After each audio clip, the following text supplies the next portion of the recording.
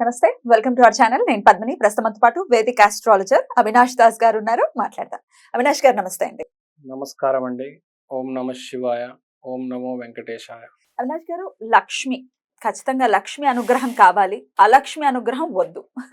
ఇది ఎవరైనా అనుకుంటూ ఉంటారు, ఎవరైనా కోరుకుంటూ ఉంటారు. అయితే లక్ష్మి అనుగ్రహం పొందాలి అని అంటే డెఫినెట్గా అలక్ష్మికరమైనటువంటి పనులు చేయకుండా ఉండాలి.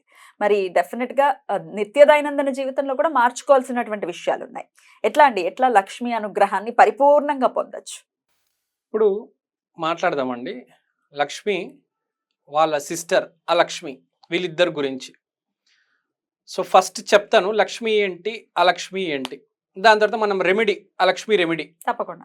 అంటే అలక్ష్మి అంటే లక్ష్మి పోవడానికి. అలక్ష్మి అనేది సిస్టర్. అదే అలక్ష్మి అనేది దరిద్రానికి చెందిన దేవత. అలక్ష్మి అనుగ్రహం కూడా ఉండాలి. ఎందుకంటే మీ దగ్గర దరిద్రం పోవాలి కదా, దరిద్రం పోతేనే కదా అదృష్టం వచ్చేది. నీ దగ్గర దరిద్రమే ఉంటే అదృష్టం ఎలా వస్తుంది? చాలా సింపుల్ ఎగ్జాంపుల్ చెప్తా. మొత్తం బట్టలన్నీ చిరిగిపోయి ఉన్నాయి, కంపు కంపు కొడుతున్నారు, దగ్గరకు వస్తారా? ముందు తీసేయాలి. ముందు అలక్ష్మి అనుగ్రహం ఉంటే దరిద్రం అనేది పోతుంది. ఇవాళ ఈ రోజుల్లో మనము చూసుకుంటే లక్ష్మీ దేవి పూజ బేసికల్గా దీపావళి రోజు చేసుకుంటాం. చాలా ఘనంగా, చాలా వైభోగంగా. సో కానీ లక్ష్మీ పూజ జరిగే ముందు మనం ఏం చేస్తాం? ఇల్లంతా క్లీన్ చేస్తాం. మొత్తం అటకలు, మొత్తం ప్రతి మూల, ప్రతి అడుగు క్లీన్ చేస్తాం. ఎందుకు క్లీన్ చేస్తాము? లక్ష్మీదేవి పూజ చేసే రోజు డోర్ కూడా ఓపెన్ చేసి పెడతాం మనం, లక్ష్మీదేవి వస్తుందని. కానీ మనం జాగ్రత్త ఏం తీసుకుంటాము? ఇంట్లో ఎక్కడ చెత్త ఉండకూడదు అని. అంటే ఫస్ట్ మనం ఇల్లు క్లీన్ చేసుకోవాలి, మన దేహం క్లీన్ చేసుకోవాలి, మన ఆత్మ క్లీన్ చేసుకోవాలి. ఫస్ట్ దరిద్రాన్ని తీసేయాలి, అప్పుడే లక్ష్మి వచ్చేది. అలక్ష్మి అనుగ్రహం ఉండాలి. అలానే మన నవరాత్రుల్లో ధూమావతి దేవి అని ఉంటుంది. ఆమె కూడా మీరు ఫోటో చూస్తే చాలా చీపురుకట్ట, చాట చేతిలో చీపిరికట్ట, చాట, మొత్తం ముసలి వయస్సు, తెల్ల జుట్టు, భయం వేస్తుంది. ధూమావతిని ఏం కోరుకోవాలంటే బేసిక్గా, అమ్మా నా దరిద్రం అంతా తీసుకెళ్ళిపో, నాలో డిజీజ్ అనారోగ్యం ఉంటే తీసుకెళ్ళిపో. ధూమావతి బేసికల్గా డిజీజ్కి సంబంధించిన దేవత. అలక్ష్మి అనేది ధనానికి సంబంధించిన దైవం. సో ఇప్పుడు ధూమావతి గురించి మాట్లాడట్లేదు, అలక్ష్మి గురించి మాట్లాడుతున్నాం. సో ఈ అలక్ష్మి అనుగ్రహం అనేది కంపల్సరీ ఉండాలి. ఫస్ట్ అలక్ష్మి స్టేజ్, తర్వాత లక్ష్మి.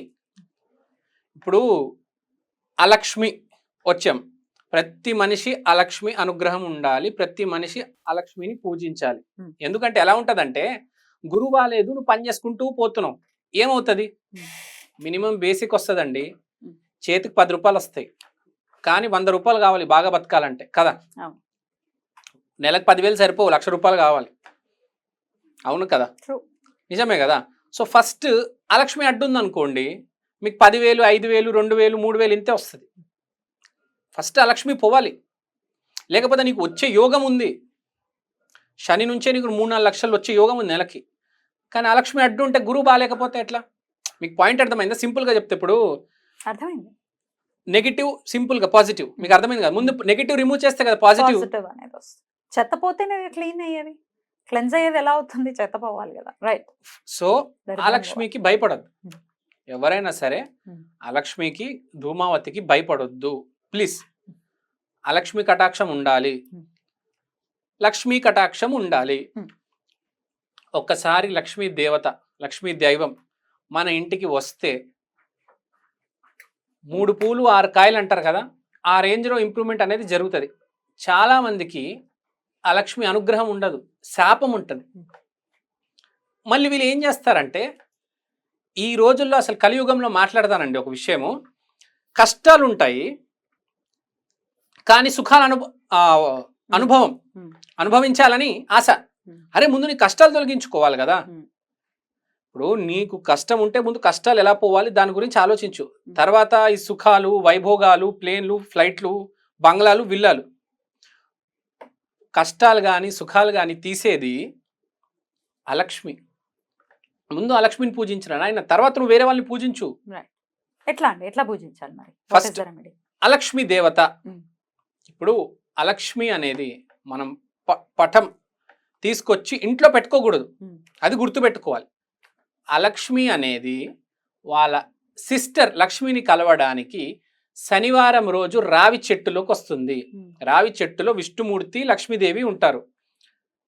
అలక్ష్మి అమ్మవారు శనివారం రోజు, సిస్టర్స్ అన్నాక కలుసుకుంటారు కదా, మీకు ఐడియా ఉంది కదా, ఇప్పుడు ఇద్దరు సిస్టర్స్, మీకు సిస్టర్ ఉంది, కలుసుకుంటారు కదా సాటర్డే సండే.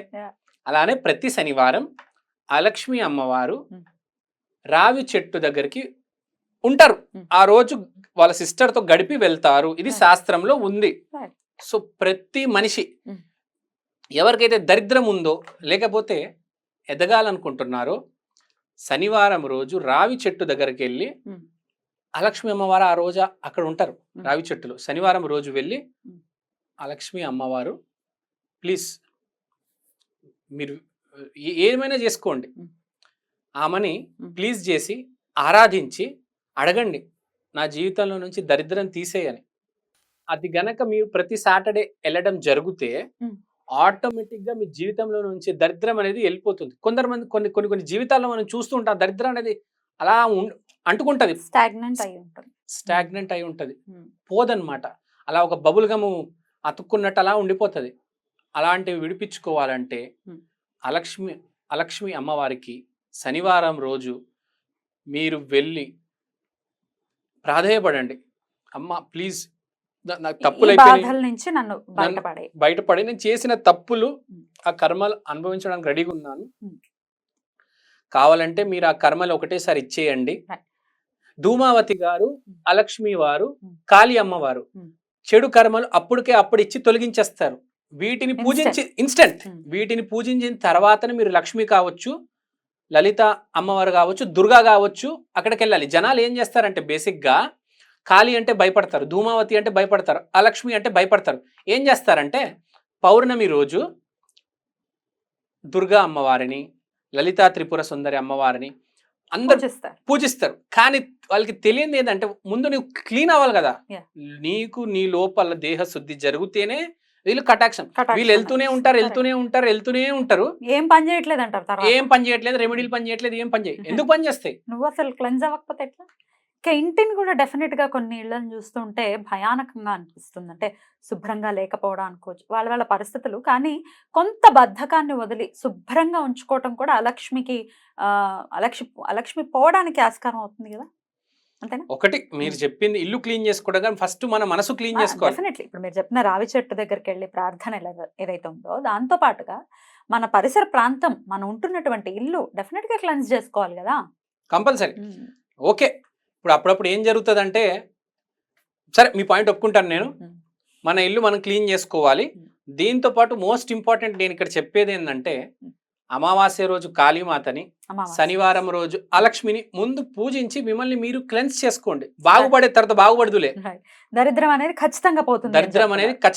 ముందు దరిద్రం తొలగించుకోండి. భూమి మీద 99% మందికి దరిద్రం ఉంది.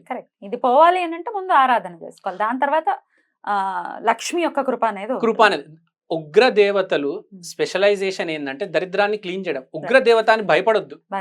నేను 100కి 100% సబ్స్క్రైబర్స్ కి చెప్తున్నా, మీరు భయపడకుండా అమావాస్య రోజు కాళీ అమ్మవారిని, శనివారం రోజు అలక్ష్మి అమ్మవారిని పూజించండి. తర్వాత మీ జీవితంలో వచ్చే మార్పు చూడండి. బ్యూటిఫుల్. అలా మార్పు రావాలి, ఎందుకంటే ఎట్లా చేయాలో, ఎటు వెళ్ళాలో, ఎలా సమస్యని సాల్వ్ చేసుకోవాలో తెలియనటువంటి అగమ్య గోచరమైనటువంటి పరిస్థితుల్లో ఉన్నారు. డెఫినెట్ గా కాళీ అమ్మవారి యొక్క ఉపాసన అక్కర్లేదు, వెళ్ళి దండం పెట్టుకోవడమే కదా. ఖచ్చితంగా అమ్మవారి అనుగ్రహం పొందాలి మన వాళ్ళని మనస్ఫూర్తిగా కోరుకుంటూ చక్కగా వివరించారు. కృతజ్ఞతలు. నమస్తే.